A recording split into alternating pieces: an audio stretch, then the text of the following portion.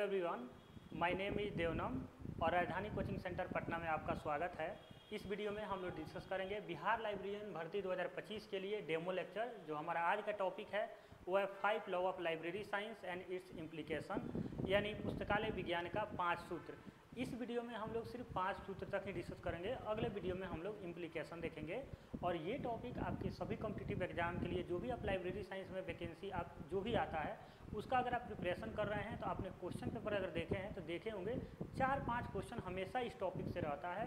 और इसके इम्प्लीकेशन से क्वेश्चन रहते हैं, इसके बेसिक पॉइंट से क्वेश्चन रहते हैं और इसके इंट्रोडक्शन वगैरह से बुक रिलेटेड इन्फॉर्मेशन से क्वेश्चन रहते हैं। तो हम लोग एक एक करके सभी चीज़ों का डिस्कशन करेंगे और यहाँ से आपको कोई भी क्वेश्चन आएगा कभी भी एग्जाम में नहीं छूटेगा इस टॉपिक को यहाँ से आपको पढ़ने के बाद। तो चलिए हम लोग शुरू करते हैं। बिहार लाइब्रेरियन भर्ती 2025 के लिए आपको पता होगा 6500 को जो भर्ती है पद का उसके लिए अनाउंसमेंट हुआ है। और मेरा जो क्वालिफिकेशन है मैं बता देता हूँ। मैं 5 टाइम्स यूजीसी क्वालिफाई हूँ, यूजीसी नेट 5 टाइम्स मैं यूजीसी नेट क्वालिफाई हूँ। इसके अलावा मैं वर्किंग में हूँ। आप जब बैचेज ज्वाइन करेंगे राजधानी कोचिंग सेंटर में तो धीरे धीरे आपको सभी चीज़ें पता चलेगी। और हमारा जो बैच स्टार्ट हो रहा है वो 17/7/2025 से स्टार्ट हो रहा है। और आप इनिशियल पीरियड में आप ज्वाइन करेंगे तो आपको बेनिफिट होगा, क्योंकि ज़्यादा टाइम है नहीं। तो हम लोग के पास भी लिमिटेड टाइम है। क्यों? इसलिए क्योंकि वैकेंसी कभी भी आ सकती है। और आपको पता है, आप प्रीवियस एक्सपीरियंस से आपको पता होगा कि कैसे स्टेट कितना जल्दी लिया जाता है। तो उसके अकॉर्डिंग हम लोग का प्रिपरेशन अपना स्टार्ट कर देना चाहिए, नहीं तो बाद में जाकर देर हो जाएगी। तो मैं 5 टाइम्स मैं अपने बारे में बता रहा था। 5 टाइम्स यूजीसी नेट क्वालिफाई हूँ। एमलिस मैंने किया हुआ है पटना यूनिवर्सिटी से। इसके अलावा बिलिस और इसके अलावा मेरा बीटेक है इलेक्ट्रॉनिक्स एंड कम्युनिकेशन ब्रांच में, तो जो ऑटोमेशन का पार्ट है। और इसके अलावा मैंने पीजी लेन किया हुआ है। पीजी लेन यानी कि post graduate diploma library automation and networking. तो मेरा इस पर एक तो मेरा बीटेक है और दूसरा मैंने लाइब्रेरी ऑटोमेशन एंड नेटवर्किंग से भी मैंने पोस्ट ग्रेजुएट डिप्लोमा किया यूनिवर्सिटी ऑफ हैदराबाद से, सेंट्रल यूनिवर्सिटी हैदराबाद से। तो ओवरऑल जो मेरा जो लाइब्रेरी साइंस और टेक्नोलॉजी से जो मेरा रिलेशन रहा है वो सब आपको ये सारे एक्सपीरियंस आपको देखने को मिलेगा क्लासेस में। और आप देखेंगे ऑटोमेशन और नेटवर्किंग और आपका जितने भी टॉपिक है इसमें बहुत लोग फंस जाते हैं। आपको बहुत अच्छा तरीके से मैं पढ़ाऊंगा। और इसके साथ साथ जो बेसिक फंडामेंटल टॉपिक है लाइब्रेरी साइंस का वो तो ईजी रहता है, तो उसके लिए कोई दिक्कत नहीं है। उसके बाद चलिए हम लोग ये टॉपिक डिस्कस करते हैं।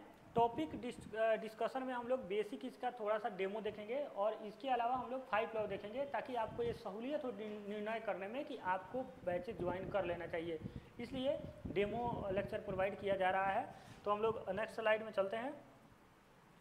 देखिए 5 law of library science. 5 law of library science को सबसे पहले जो डेवलप किए थे वो रंगनाथन जी, सबसे पहले या आखिरी यही थे। ऐसा रंगनाथन जी 5 लॉ ऑफ लाइब्रेरी साइंस को इन्होंने फॉर्मुलेट किया था।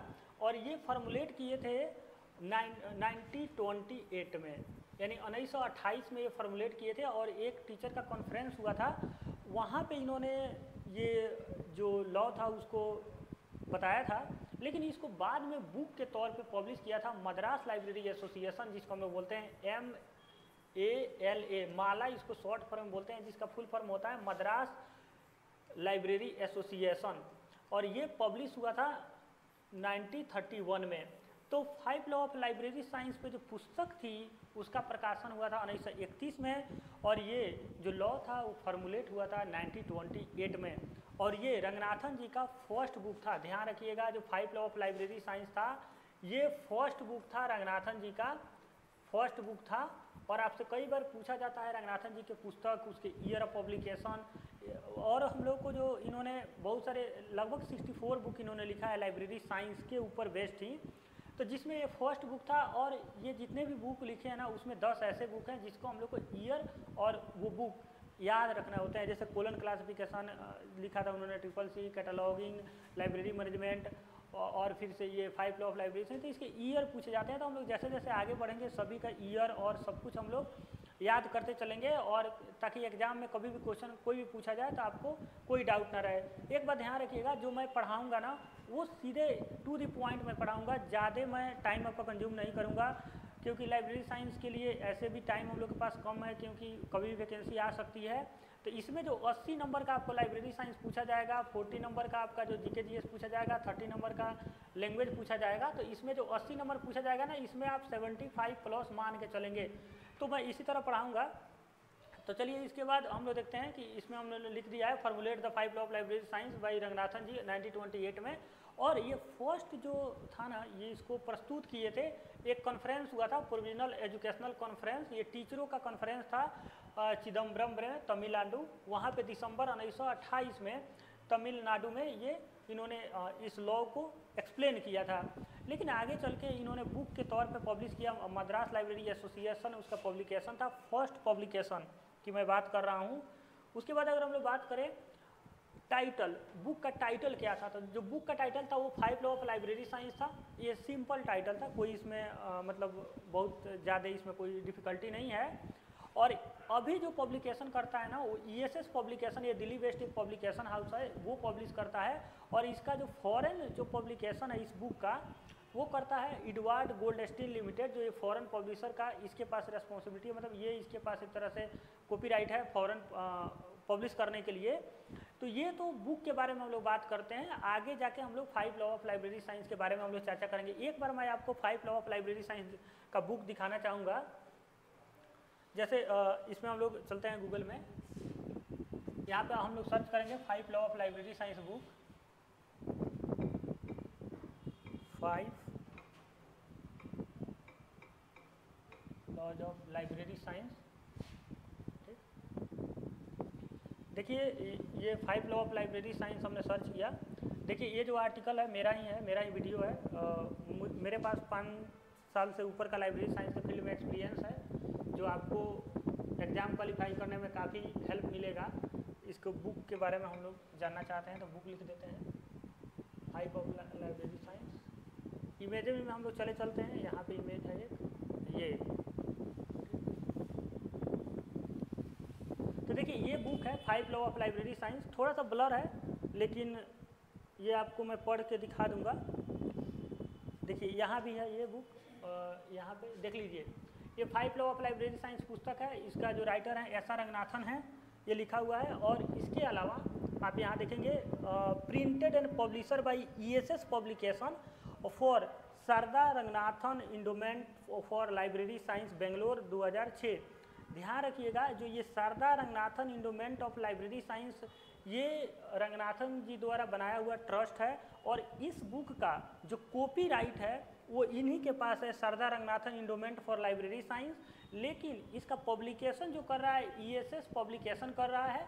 ये अभी का लेटेस्ट न्यूज़ है, लेकिन जो बुक पहली बार पब्लिश हुआ था ना, फर्स्ट एडिशन जो आया था शुरू में, उस समय इस बुक का जो पब्लिकेशन था जो शुरू में, वो था मद्रास लाइब्रेरी एसोसिएशन। ठीक है सर, उस स्लाइड में कैसे जाएंगे? यहाँ से काट दें।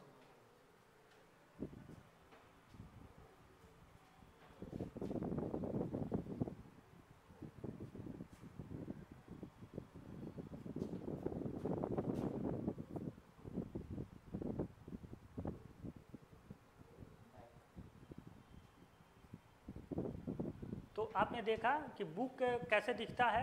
शुरू में जो पब्लिश हुआ था वो मद्रास लाइब्रेरी एसोसिएशन, बाद में ESS पब्लिकेशन ने पब्लिश किया। और जो हमारा फॉरेन इस बुक का पब्लिशर है वो एडवर्ड गोल्डस्टीन लिमिटेड। ये सभी क्वेश्चन, ये जो जितने पॉइंट है ना, ये सभी हूबहू क्वेश्चन में आपको देखने को मिलेगा ऑब्जेक्टिव टाइप में। तो ये एक एक चीज़ आपको याद करके चलना होगा। उसके बाद हम लोग नेक्स्ट पॉइंट की बात करते हैं। जो देखिए कोई भी बुक लिखा जाता है ना, तो उसमें आप कभी भी कोई बुक, बढ़िया बुक देखिएगा, जैसे टाटा मैकग्रा-हिल का कोई बुक लाइएगा, जो ऐसे मतलब कोई कोचिंग का नोट्स वगैरह की बात मैं नहीं कर रहा हूँ, एक प्रॉपर बुक की बात कर रहे हैं। तो आप उसमें देखेंगे, आप फर्स्ट पेज जैसे पढ़ लेंगे, उसमें फॉरवर्डेड लिखा रहता है, उसको किसने किया है, इंट्रोडक्शन किसने लिखा है। इस तरह से सभी नॉर्मल जो स्टैंडर्ड बुक होते हैं उसमें ये सब चीज़ होता है। तो इस बुक के लिए फॉरवर्डेड बाई PS स्वामी अय्यर। तो 5 लॉ ऑफ लाइब्रेरी साइंस का पूछेगा कि फॉरवर्ड यानी कि जो प्रस्तावना था वो किसने लिखा था, ये पूछा जाता है हिंदी मीडियम के लिए। प्रस्तावना किसने लिखा था, तो प्रस्तावना लिखा था सर PS शिवास्वामी अय्यर। और इसका इंट्रोडक्शन जो पार्ट होता है, जिसको भूमिका हम लोग बोलते हैं, भूमिका, इसको किसने लिखा था, तो ये WC बेरविक सीयर्स, देखिएगा जो रंगनाथन जी के गुरु थे वो यही थे, सीयर्स जी। तो याद रखिएगा, कई बार ये क्वेश्चन पूछा गया है कि जो आपका WCB सीयर्स जो हैं वो रंगनाथन जी के गुरु हैं, और एक क्वेश्चन पूछा जाता है ऐसे कि रंगनाथन जी के गुरु इनमें से कौन हैं। 4 ऑप्शन दे दिए जाते हैं।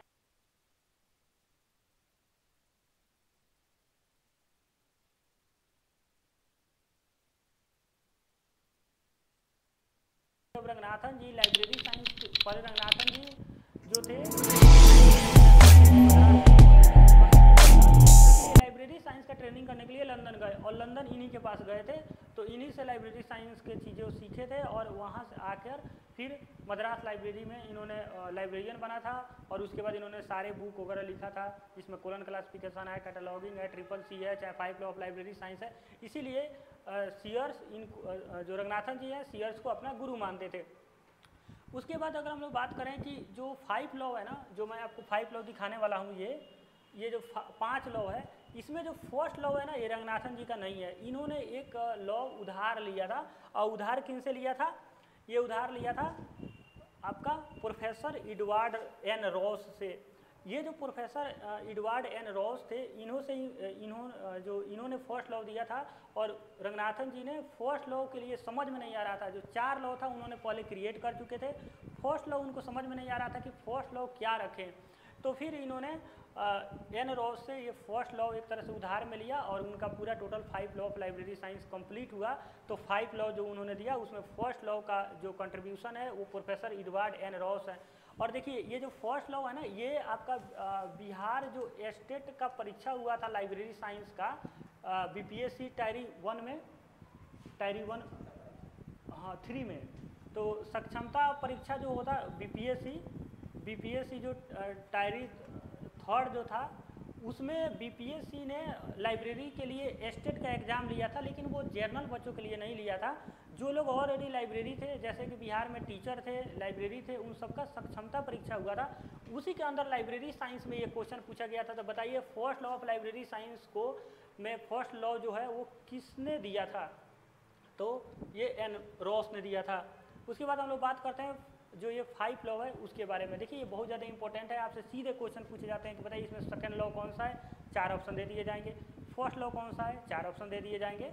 तो इस लॉ के बारे में हम लोग समझते हैं। पहला लॉ है पुस्तकें उपयोग के लिए है। तो पहला statement book are for use, यानी पुस्तकें उपयोग के लिए है। सेकेंड लॉ है every reader his her book, यानी प्रत्येक पाठक को उसकी पुस्तकें मिले, यानी every reader his her book, यानी प्रत्येक पाठक को उसकी पुस्तकें मिले। थर्ड लॉ है एवरी बुक इट्स रीडर, यानी प्रत्येक पुस्तक को उसकी पाठक मिले। जैसे प्रत्येक पाठक को उसकी पुस्तक मिले, उसी तरह प्रत्येक पुस्तक को भी उसकी पाठक मिलना चाहिए। ये रंगनाथन जी का थर्ड लॉ था। फोर्थ लॉ है save the time of user, यानी कि जो यूजर है, यूजर आप कह सकते हैं, रीडर कह सकते हैं, कोई दिक्कत नहीं है। जो नए टेक्नोलॉजी में ज़्यादातर यूजर यूज किए जाते हैं, लेकिन रंगनाथन जी ने रीडर की बात कर रहे हैं। Save the time of reader, यानी कि पाठक का समय का बचत हो। लाइब्रेरी के अंदर ये बहुत ज़्यादा इंपॉर्टेंट पॉइंट होता है कि कोई भी रीडर आए उसका टाइम कैसे बचाया जाए। क्यों? क्योंकि अगर कोई रीडर है वो 2 आवर के लिए आता है लाइब्रेरी के अंदर, आप उसको बुक देने में सर्कुलेशन सेक्शन जो होता है वहीं पे आप अगर उसका 1 घंटा बर्बाद कर देंगे तो फिर पढ़ेगा कितना देर। इसलिए टाइम का बचत बहुत ज़्यादा इंपॉर्टेंट होता है लाइब्रेरी साइंस में, लाइब्रेरी के अंदर। फिफ्थ है the library is a growing organism. Growing organism यानी वर्धनशील संस्था। लाइब्रेरी क्या है? एक वर्धनशील संस्था है।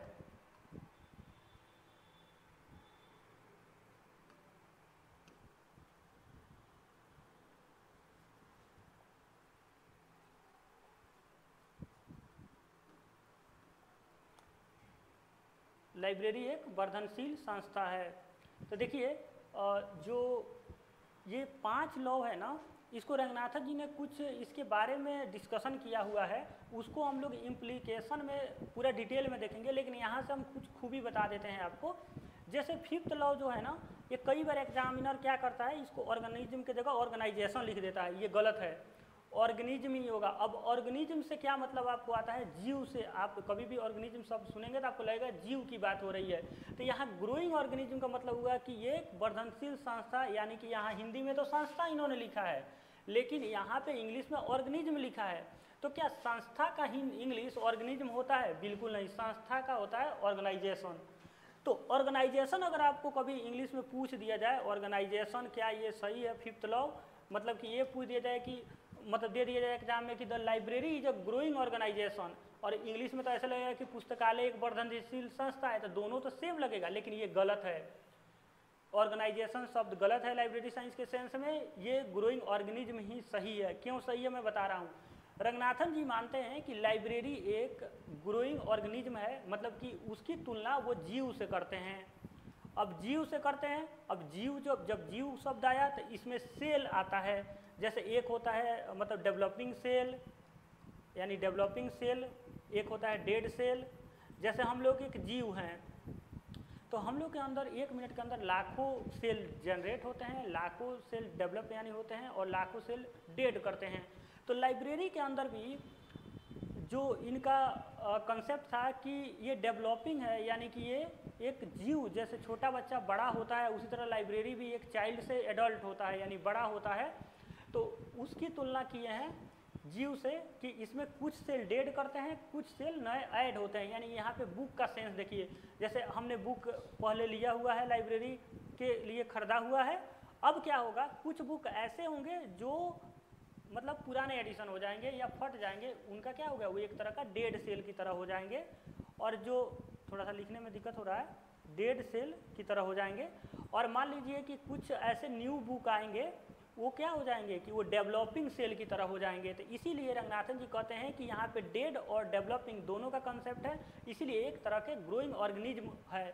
इसीलिए रंगनाथन जी ये भी बोलते हैं कि जो चाइल्ड यानी कि चाइल्ड और एडल्ट, यहाँ पे दो कंसेप्ट लेके आते हैं, यानी कि चाइल्ड और एडल्ट। तो चाइल्ड एडल्ट इसलिए बोलते हैं कि लाइब्रेरी का जब डेवलपमेंट हो रहा होता है इनिशियल पीरियड में, तो वो एक चाइल्ड के रूप में विकास होता है। जैसे वो लाइब्रेरी में एक एक चीज़ खरीदा जाता है, फिर एक मतलब सजाया जाता है, फिर एक समय ऐसा आता है कि लाइब्रेरी में एक अच्छा खासा रिसोर्सेस हो जाती है, बहुत पुस्तकें हो जाती है, प्रॉपर बेंच डेस्क हो जाता है। तो वो अवस्था बताते हैं एडल्ट का। इनिशियल पीरियड में जब बिल्डिंग बन रही होती है, बुकें खरीदा रही होती है किसी लाइब्रेरी के लिए, तो वो बताते हैं चाइल्ड फेज में है। तो जब चाइल्ड से एडल्ट का डेवलपमेंट एक तरह से मतलब कि जीव में ही हो सकता है, इसीलिए लाइब्रेरी को इन्होंने ऑर्गेनिज्म के तौर पे देखा है, ना कि ऑर्गेनाइजेशन के तौर पे देखा है। ये बात ये मैं बस शब्द के बारे में आपको समझा रहा था कि ऐसा क्या फिलॉसफी है उनका, मतलब ये शब्द क्यों हिंदी में संस्था है, इंग्लिश में ऑर्गेनिज्म है। तो ये जो वर्ड है ना उसकी फिलॉसफी मैं बता रहा हूँ कि रंगनाथन जी कैसे किस फिलॉसफी पे काम करके इस शब्द को उन्होंने डाला है। ये तो फिफ्थ लॉ हुआ। फोर्थ लॉ के बारे में थोड़ा सा बताना चाहूँगा, save the time of reader, यानी कि पाठक का समय का बचत हो। अब पाठक का समय का बचत कैसे होगा? लाइब्रेरी के अंदर जो सर्कुलेशन सेक्शन, देखिए लाइब्रेरी के अंदर बहुत सारे सेक्शन होता है, जैसे एक्विजिशन सेक्शन होता है, सर्कुलेशन सेक्शन होता है, मेंटेनेंस सेक्शन होता है, टेक्निकल सेक्शन होता है, रेफरेंस सेक्शन होता है। तो ये जो सेक्शन है ना इनकी अपनी अलग अलग वर्क होती है। तो सर्कुलेशन सेक्शन पे बुक इशू होता है, रिटर्न होता है, यानी बुक का आदान प्रदान किया जाता है। तो हमको सर्कुलेशन सेक्शन को एक ऐसा बनाना चाहिए जिसमें बहुत कम टाइम लगे, तो रीडर का टाइम बचेगा, रीडर का टाइम बचेगा तो रीडर ज़्यादा पढ़ाई करेगा। तो ये हमारा फोर्थ लॉ बताता है कि सेव करना है टाइम, किसके लिए? रीडर यूजर के लिए। थर्ड लॉ है, जैसे कि सेकेंड लॉ है, एवरी रीडर को जिस तरह प्रत्येक पाठक को उसकी पुस्तक मिलनी चाहिए, उसी तरह ये भी रिस्पॉन्सिबिलिटी बनती है लाइब्रेरी की कि वो प्रत्येक बुक को उसको पाठक दिलाए। अब फर्स्ट लॉ जो है बुक आर फॉर यूज, यानी पुस्तकें उपयोग के लिए है। ये बहुत सिंपल दिखता है, यानी पुस्तकें उपयोग के लिए है। तो ये जो 5 लॉ है इस पे क्या क्या इम्प्लीकेशन है आगे जो लेक्चर आएगा उसमें हम लोग डिस्कस करेंगे। लेकिन ये आपको कैसा लगा आप हमें ज़रूर कमेंट बॉक्स में बताइएगा।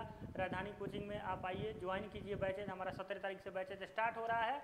ये डेमो आपको कैसा लगा, और हम लोग स्टेट जो बिहार जो गवर्नमेंट ने स्टेट लिया था, बिहार सरकार ने जो बीपीएससी ने, तो उसका स्टेट का क्वेश्चन भी हम लोग डिस्कस करेंगे। और इसके अलावा जो और भी टॉपिक वाइज जो क्वेश्चन होता है उसका भी डिस्कशन करेंगे। तो आपको थ्योरी एमसीक्यूज कराएंगे, जिससे आपका जो भी बीपीएससी का स्टेट जितना भी जल्दी हो, अगर 1 मंथ में होगा तो मेरा गारंटी है कि आपको 1 मंथ में मैं पास करा दूंगा। 2 मंथ में होगा तो मैं 2 मंथ में, अगर 15 दिन में होगा तो 15 दिन में मैं आपका सिलेबस कंप्लीट करा के मैं आपको क्वालिफाई करा दूंगा। इसलिए क्योंकि मुझे एक्सपीरियंस है और मुझे पता है क्वेश्चन कहाँ से पूछा जाता है। तो ये जो एक्सपीरियंस है ना वो सारे मैं आपको आपके साथ शेयर करूँगा। और एग्ज़ाम क्वालिफाई करने के लिए सबसे बड़ी बात होती है एक्सपीरियंस। डेटा ना अंबार भरा पड़ा है। आप एक जाइए दुकान में, आपको हज़ारों बुक मिल जाएंगे लाइब्रेरी साइंस के, जो 10 दिन के अंदर वो पब्लिश हुए हैं, और उनके राइटर भी लाइब्रेरी साइंस नहीं किए हैं, उनको अनुभव भी नहीं है, लेकिन वो बुक आ गई, बच्चे खरीद रहे हैं, उससे नहीं निकलने वाला है जब तक आपको एक प्रॉपर थिंकिंग के साथ नहीं पढ़ाया जाएगा। अगर आपको ये मैंने डिस्कशन किया ना, ऑर्गेनिज्म क्यों रखा गया नाम और संस्था यहाँ पे क्यों रखा गया, अगर आप ये डिस्कशन सुनते हैं तो आपको ना ये कभी नहीं भूलिएगा। लेकिन अगर आप नहीं सुनेंगे, रट के जाएंगे, एग्जाम में ऑर्गेनिज्म की जगह ऑर्गेनाइजेशन आएगा, आप टिक मार देंगे। यही होता है एक्सपीरियंस और रटने में क्या अंतर होता है, ये आपको समझ में आया होगा। तो ये वीडियो आपको कैसा लगा आप हमें ज़रूर बताइएगा। Thank you for watching. आप आ जाइए 60 और 61 पिलर नंबर के सामने, अशोक राजपथ, पटना यूनिवर्सिटी के पास, राजधानी कोचिंग सेंटर में, और हमारा बैचेस स्टार्ट हो रहा है, ज्वाइन कीजिए। Thank you for watching.